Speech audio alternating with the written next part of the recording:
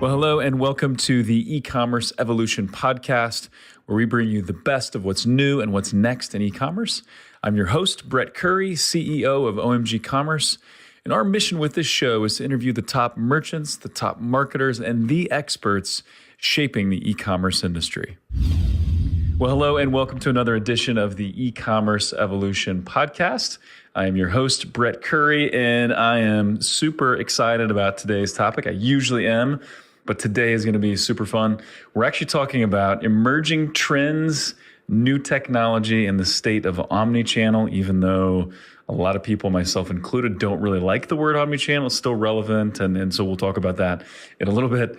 But my guest today, really excited to have Bart Mroz, and he is the CEO of SUMO Heavy, and they're a strategy consulting and execution firm, which is unique and exciting. And so with that, Bart, welcome to the show, man. Thanks for taking the time. Really glad to have you on. Hello, sir. How are you? I am good.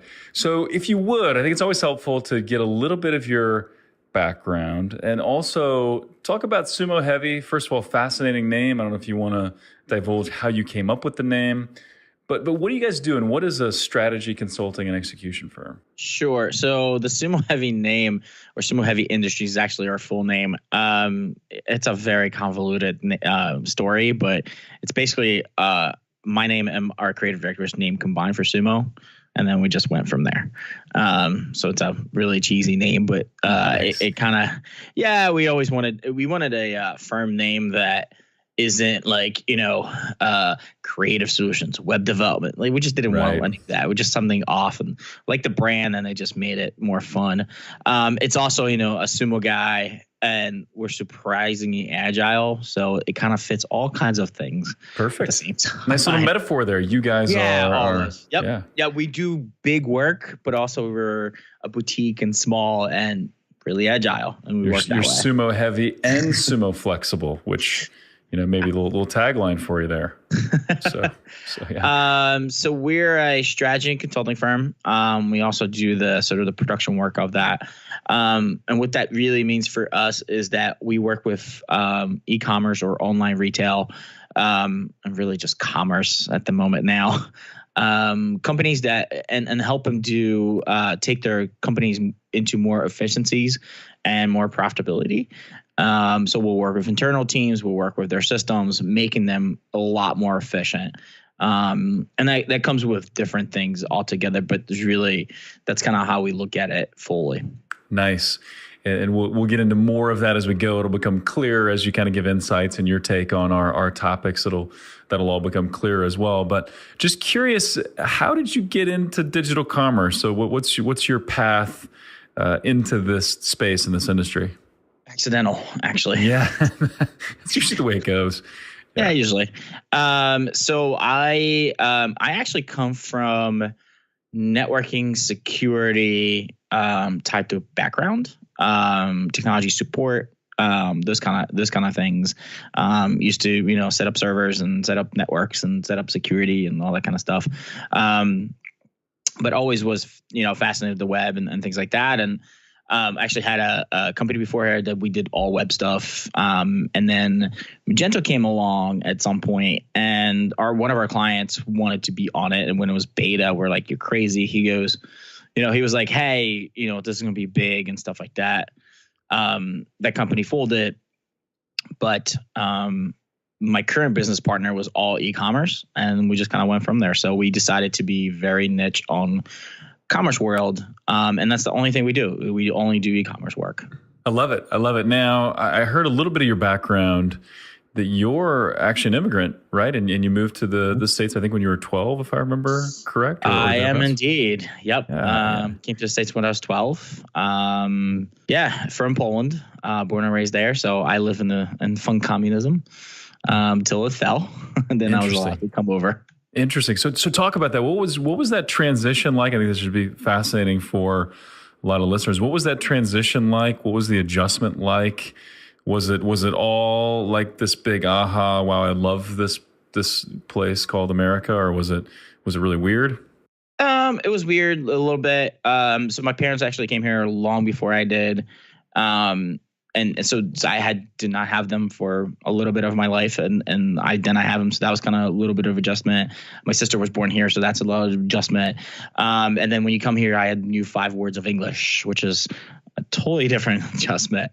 So that was always interesting. But other than that, like, I think I got into it was different, but it wasn't at the same time. So to me, it definitely adjustment time because you got to learn English and stuff like that. But then you got in the groove of it. I have both, right? I grew up with my grandparents. I understand communism and what it was, but it was the end of communism. So you just didn't know any better, and you got here and you're like, okay, well, this is how this works. So, and I was too young to actually understand a lot of it till later in life. Right. Gotcha.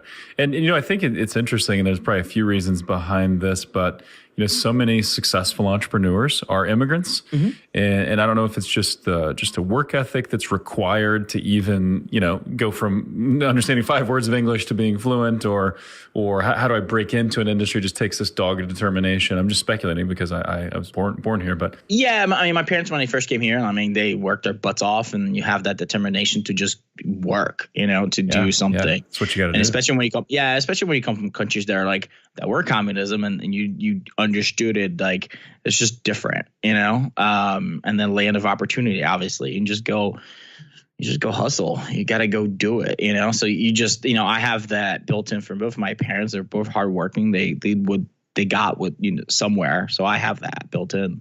Nice. And so you guys moved to Philly originally. Is that right? Now you're in the New York City area? Yeah. I lived in Philly for most of my life. I just moved to New York about 4 years ago or so.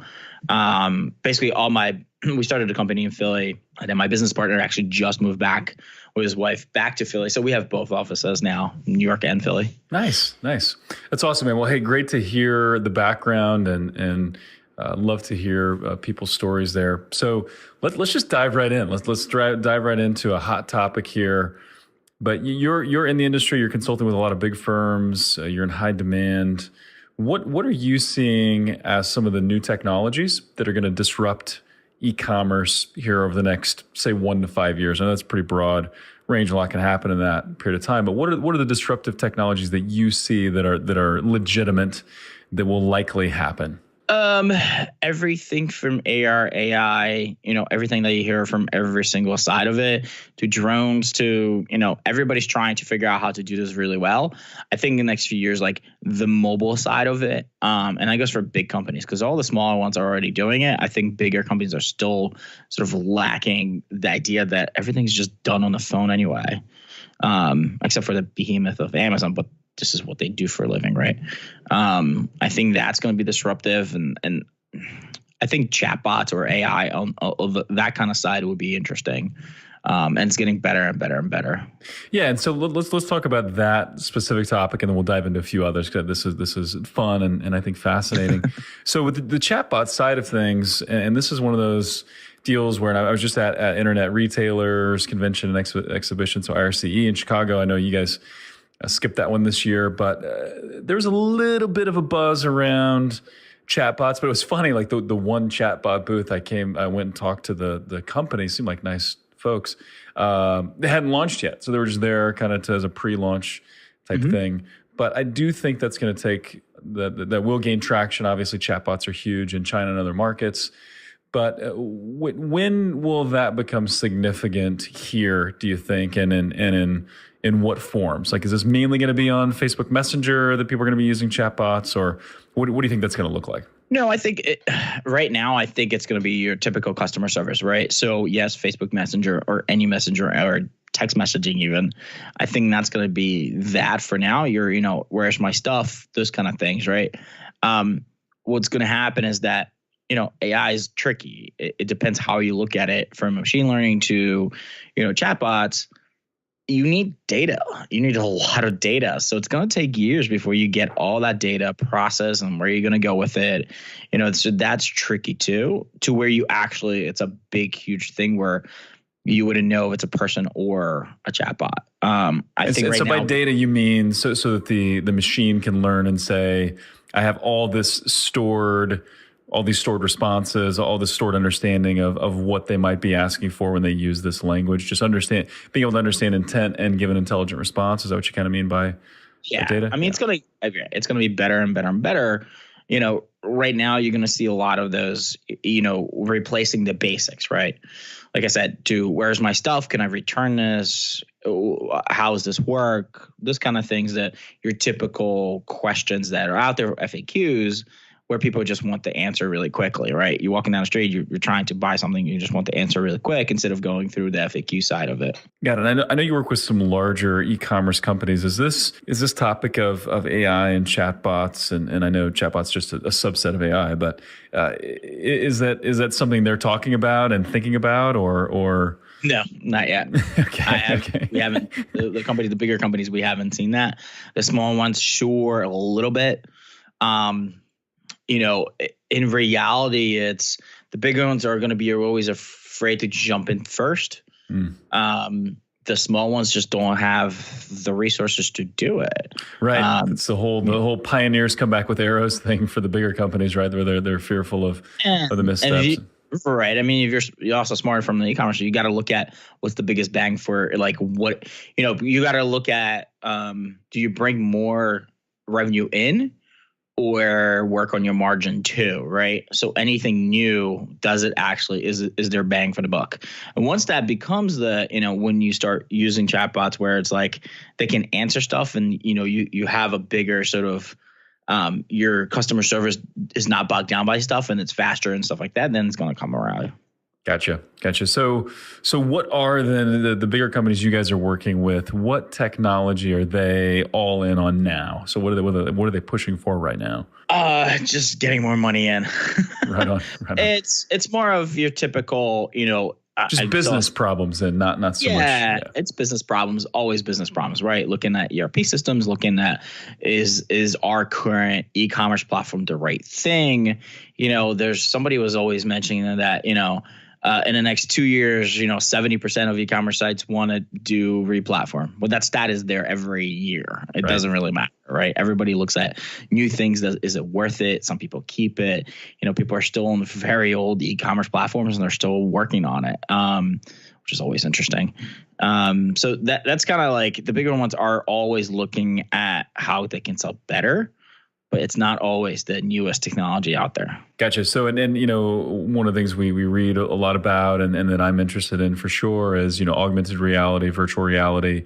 So if the bigger companies are barely talking about chatbots, they're probably not thinking about AR and VR a whole lot either, right? Or at least it's just a down the road type of idea for them. Yeah, it's once again, is it worth it, right? For somebody like you guys, we kind of saw that, the Apple stuff is coming out and IKEA is the first one to do it, but that makes sense for them, right? It makes sense for them to have that AR experience, right? And what is the IKEA experience? I've heard a little bit about it, but basically you have your iPad on your phone and in your space, you can actually place a chair, a lamp and stuff like that for, IKEA furniture in your space and see it. Got it. Yeah. And then the way they're doing it is it's, Apple's AR is really beautiful and has the shadows and you turn the lamp on and has a shadow to it. So it kind of fits all those kind of things. And that makes sense for furniture, right? It definitely is. I think it's a good investment for them. Yeah, it makes sense in furniture, anything homeware. I could potentially see it in apparel at some point, although that becomes trickier to kind of make that look like it's going to fit you. But yeah. You see things with the Amazon Echo Look, the new device from Amazon that takes full body pictures and then they give you recommendations on your outfits and things. Right, and I think companies are going to test stuff if they have enough money to do that, to play with. It's not going to be like one of those like, oh, we're fully getting into it. They'll probably test a lot of this kind of stuff, and if they have the budget for R&D.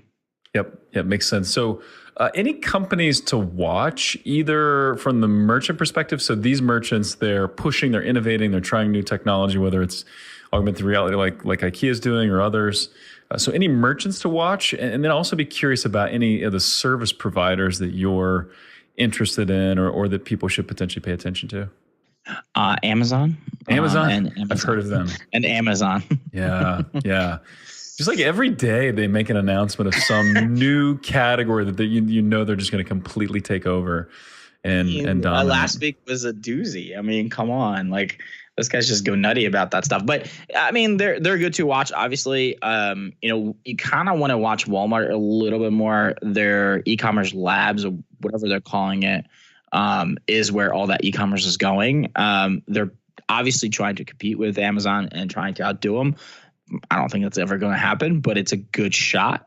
And I mean, they're one of the only companies that have the deep enough pockets to potentially make a run at Amazon. And I think they're doing some interesting things by buying up these e-commerce players, these pure play companies that have a lot of talent and have great brands, and they're nothing like Walmart in most cases, like Bonobos and Moose Jaw and things like that. So it is very interesting what Walmart is doing, but they're largely being outshadowed by Amazon, like they always are. Case in point, the Whole Foods acquisition that Amazon had, that kind of cast a huge shadow over the Bonobos acquisition? Yeah, from Walmart. It was literally the same day, and that was a bad luck with PR.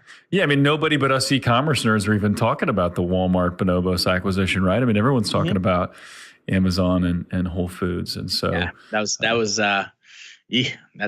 I think like 10 minutes later, Amazon releases there, and you're like, well, okay. Bezos is just having an evil laugh at his good fortunes and Walmart's poor fortunes on that. So it's awesome. Any particular, and then this may be hard to call, you may not want to mention particular companies, and if not, that's totally fine. But on the vendor side of thing, are there anything you've observed where you've said either one, that company is probably going to do something cool, or that technology eventually is going to just be amazing? Yeah, I think so. Shopify is doing some interesting stuff. So we're with Magento. We've been working with Magento for a very long time and still love it, still work on it. We'll work on it. We kind of twisted a little bit more because we do a lot of different tech. But then we started looking what Shopify just launched, and I think they have a good shot at the under $10 million in sales market, going after really, really well because of all the stuff they're doing with it. Their tech is just being better and better and better. Yeah, I'm a huge fan of Shopify. I love their trajectory and love their energy around innovation and what they're doing. And we exhibited at IRCE this year. We're actually directly across from Shopify, so we got to talk to several people there, and then have some friends at Shopify. I've written some blogs for them and things. Talk to other service providers, and there's a huge buzz right now about Shopify and people that went to Unite. Specifically, just saying, man, the energy around Shopify, the developer community is awesome. What the company's doing is amazing. So, any other tidbits or insights there? What is Shopify doing that's so impressive? Or are there a couple things that you're more excited about there than others? Yeah, all the stuff they released at Unite was always interesting. And I think all the side of sort of plus, I would say, at Unite, I would say, I don't know, maybe 20-25% of people that were there did Magento and still do Magento work. And, they were there to look at what Shopify released, and they released it right there on the spot, which was interesting. Anything from all the new mobile stuff to POS systems to new scripting stuff. They're just really, really hitting sort of all the pain points for a smaller shop. We're still a belief of, use the right tool for the right thing. And, Magento is very flexible. It does what it does, which Shopify is out there.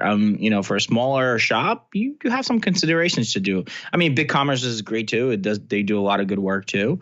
It's just for some reason, it's just Shopify just blasted out there. Yep. Yeah. And that's what I'm hearing as well, that, and BigCommerce is trying to go upstream, a little more enterprise, developing that offering, and seems like they're having some success there at least. And the way that I've seen it and heard it is that, before, if you were enterprise or needed any customization, I mean, you just had to choose something like Magento. But now that the gap is being closed more between Shopify Plus and Magento, and for some people, and I think you hit it on the head there, the under 10 million, hey, you've got some decisions to make. That's a real conversation to have on what platform to choose. Absolutely, especially right now with moving over to Magento 2, right?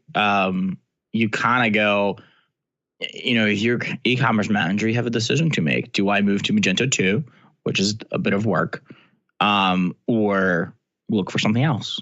And that's really a decision where you have to play that. You're probably going to see a lot of the smaller shops go towards Shopify or BigCommerce. Yep. And it almost seems like, and I'm not an expert in this space, we work with a lot of Magento clients and some Magento shops even, but it seems really like Magento is trying to move up market. So they're strategically, I was about to say the same thing. Yeah. Yep. I was with the same exact thing where they're moving up market, right? And Shopify is moving up market too for different things. And I think that's a good sort of look at, right? Because if you really think about it, and you guys, you kind of worked around Magento world. I think Magento going up channel a little bit more is a good thing for them, because the companies that can afford to, even if they're using the community version, if they can afford the development team to do it, will win that really, really well. Whereas if you're in a smaller side, it's a little tricky when you're small to do a Magento implementation. Yep, absolutely. Any other new developments on the platform side of things? So either any other platforms to watch or any new developments there? Actually, so because we're from Philly, Weblink has been around for a very long time in the e-commerce space. Their new version of their Ruby on Rails version of what they've had, and they just renamed it to Workplace, is interesting. It's interesting how they're going about it. I think it's a good platform to play with. I've seen few people in our world kind of head that way, and a few partners are starting to develop on top of it. And where do they kind of line up in the ecosystem? I mean, are they kind of competing for that same Shopify store owner, BigCommerce store owner, or? No, you're talking op channel with them. Got it. I think they originally did Nasty Gal and Hello Kitty, and they've been around for a long time to know better. But also they've developed a system to have partners develop on top of it. Gotcha. Very cool. Let's talk about payments a little bit. And this is a topic that I've definitely become more interested in over the last 1.5 to 2 years. I'm a marketing guy at heart, and that's where I spend most of my time. But seeing the impact that payments have and payment innovation has on everything, on the conversion process, has made me become kind of a bit of a fan of paying attention to payments. But what new payment technologies, what payment offerings, what payment companies are you watching right now, and what trends do you expect to really come to fruition here soon? Apple. Apple Pay? Yeah. Yeah. I mean, their new iMessage sort of, once that comes out, is going to be interesting because they're directly hitting somebody like Venmo. Just the idea of, Apple Pay being just very easy to use. And, about 2 years ago, we were talking about it's going to come to the web. It's going to come to the web. Nobody believed it. It came to the web. So there's the whole idea of shopping that way is so nice. Like you order something, even just off your computer, where you're like, oh, I just want to shop, and the shop has Apple Pay, and then just here's your finger, done. You don't have to type anything in. That's just that whole ease of use is really good. Yeah, I agree. I love using Apple Pay. I'm an iPhone user and a MacBook user, and when you can just use the thumbprint there to complete payment, it is phenomenal. Yep. It's still relatively low penetration, though, right? I mean, for now, while the iPhone is still the most popular model or whatever, there are more Android users than iPhone users. So you think that Apple Pay will continue to gain market share, or do you think it's going to be another payment player? I think Android Pay and Apple Pay, like that whole sort of ecosystem, I think is going to work fine. Yeah. I think it's both. I mean, it has to be both, right? People have tried to do this whole thing, and I'm like, it's worth. I actually talked to 2 different startups about 2 years ago trying to do the same thing that Apple just does it now. Right. So it's kind of like, why would you start a company that way? And it does make sense. And I like the way you frame that. It does make sense that it would go back to the OS, right? It would go back to the mobile operating system that, hey, you're going to trust Android and Android Pay if you're on the Android platform. You're going to trust Apple Pay if you're on the iOS. And so, yeah, that makes a lot of sense. I think that makes sense. And then everything else in between, we look at payments really from the perspective of, on the higher side, you kind of got to go battle that all the time. You're still going to deal with old school people because that's where your best rates are still. If you look at it, if you're doing $100-200 million in sales, you're not going to use something like Stripe. It's too expensive. Right. You know what I mean? Like, it's still too expensive. But if you're starting out and that's all you can get, and that's the only thing approval you can get, you kind of have to deal with it. Yep, makes sense.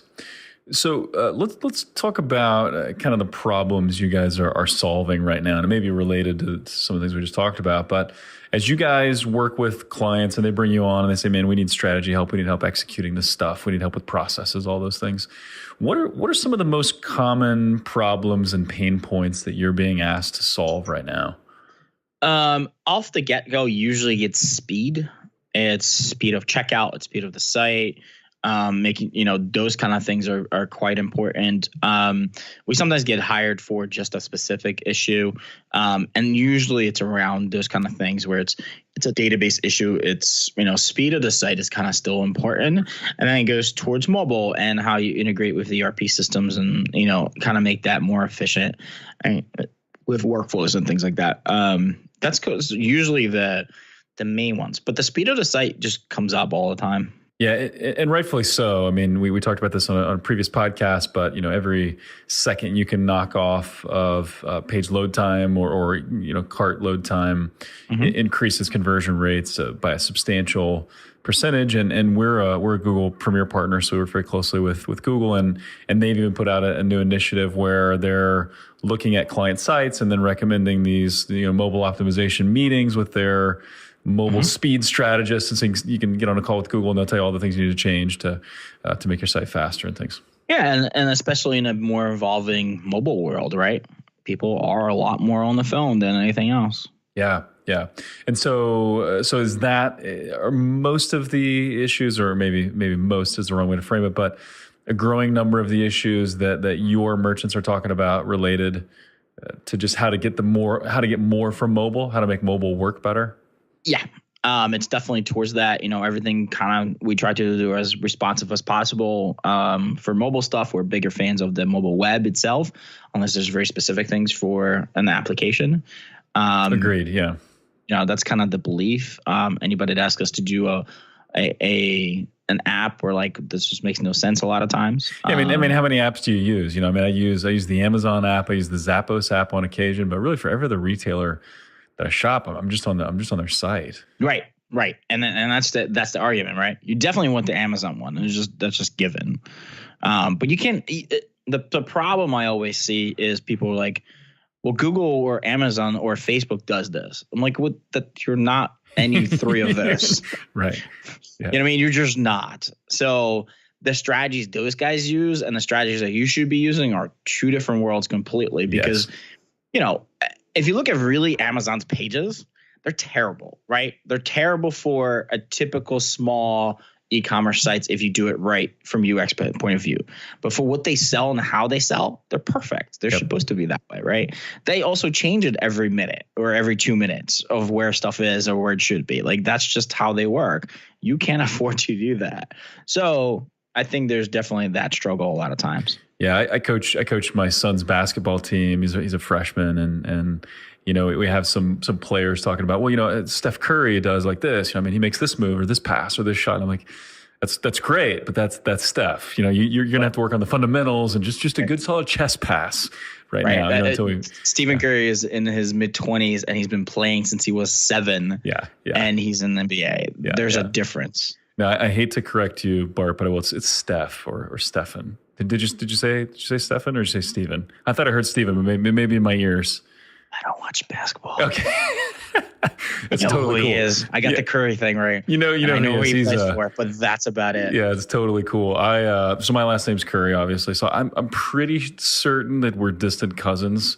Our jump shot looks so similar. We've got to be related. All right. So, yeah. No. I'm definitely a different. Yeah, I've never been into basketball. Definitely different sports. Right on. That's awesome. So what about? So we've talked about Amazon a decent amount.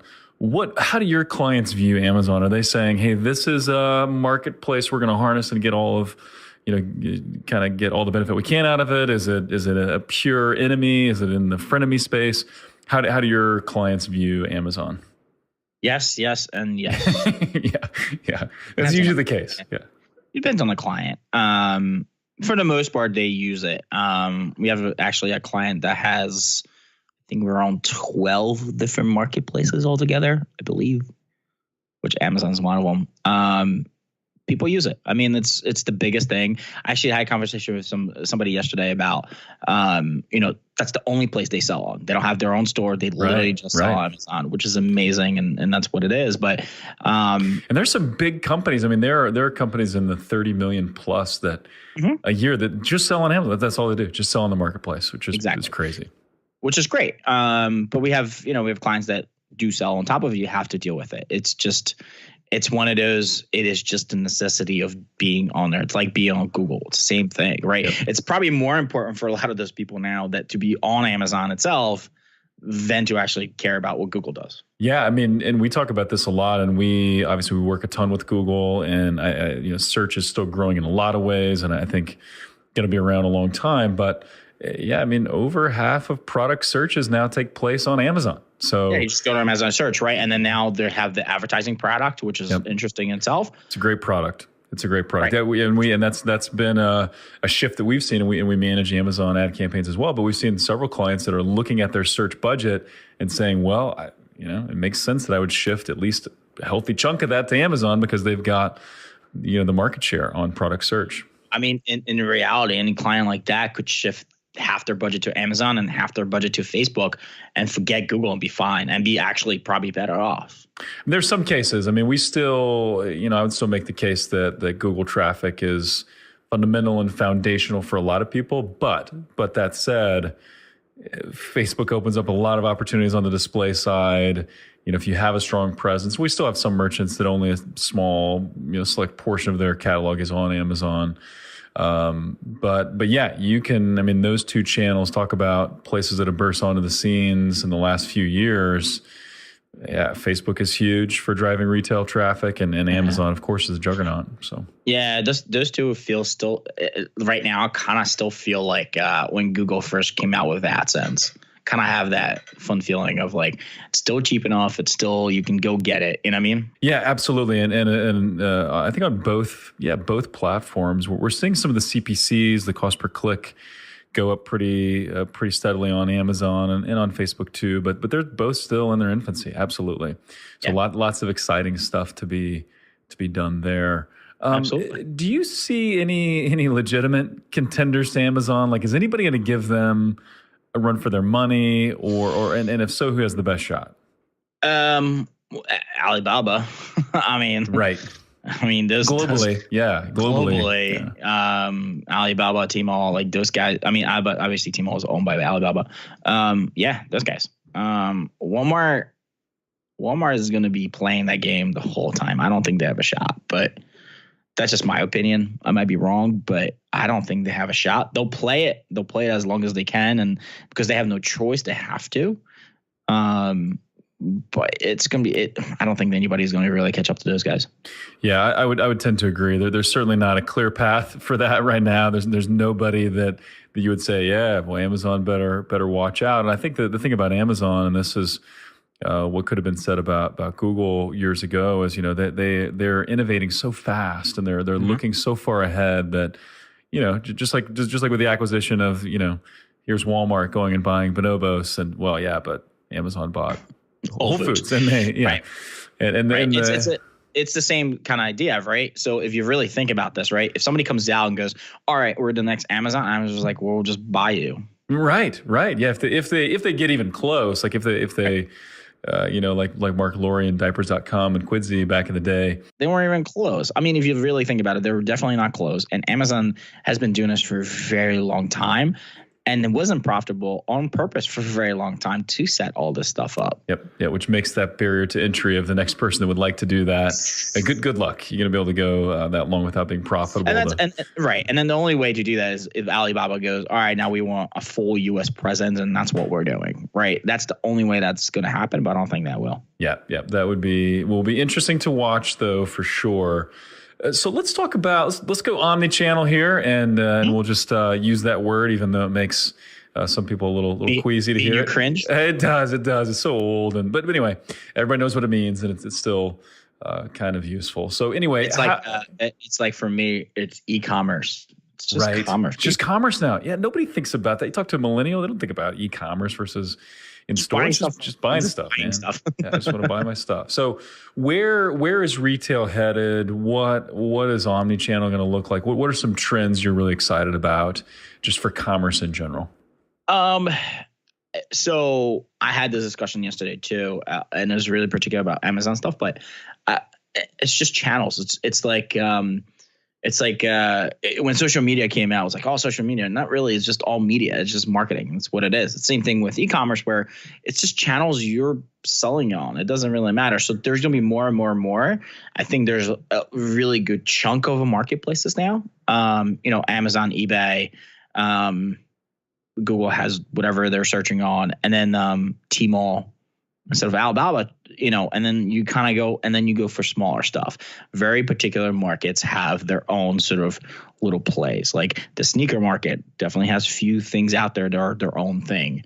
So you kind of sell all on those. Yeah, and one thing that is interesting, I mentioned millennials a minute ago, but there's also this trend. So, obviously Amazon's just grabbing up market share left and right, but there's also a trend to kind of this craftsmanship model, from craft brews, which have been popular for a while, to craft coffee, to small boutique retail operations and things like that. So, do you think there's going to continue to be this great blend of online and offline experiences, and what does that look like for merchants of the size of client you're talking to? I think that, yes, you're right. There's going to be that experiential sort of and conversational kind of commerce coming out along with this kind of things, right? Where, like you said, there's this craft sort of brew and caring where stuff comes from. I think a lot more people are going to have very particular sort of apps or sites that say curation of those things. And then experiential, meaning that if you buy these few beers, you get to see the brewery. Those kind of things I think are going to come along a lot more, where people kind of want to know where stuff comes from and what it is. Whereas, somebody like Amazon and stuff like that can't really do that and target that well. So I think in a wrong about answer, I think if e-commerce stores or commerce stores figure out sort of how to take advantage of those kind of things, I think that's where you play that game. Yeah, that makes sense. I'm in Springfield, Missouri, which is actually home of Bass Pro Shops. First one started here, founders here, all that. And really Bass Pro is known for, it's not just retail, right? You're going to, it's like an outdoor museum, and it's this paradise for hunters and fishers and outdoor people, and it's a beautiful place. Do you see things like that gaining traction? So where I'm trying to create this experience, whether it's offline or online or combination? Yeah. I mean, look at Bonobos, look at Warby Parker. Those kind of things are pretty set there, right? Warby Parker with glasses and things like that. Bonobos, they were, we used to do a lot of work for them. With their guide shops and things like that? Is that? Yeah. With their guide shop stuff, right? They started as one, and then now they have, when you go to a guide shop, you go there and try stuff on, and they'll send it to you. You don't actually go buy anything in the store. Like, you don't physically walk out of stuff with it in the store. They'll send it to you next day. But you can try them on and things like that. So those kind of things where they're boutique-y, things like that. So you don't have to walk around. You get home next day, it's there, right? I think a lot more stuff is going to happen that way.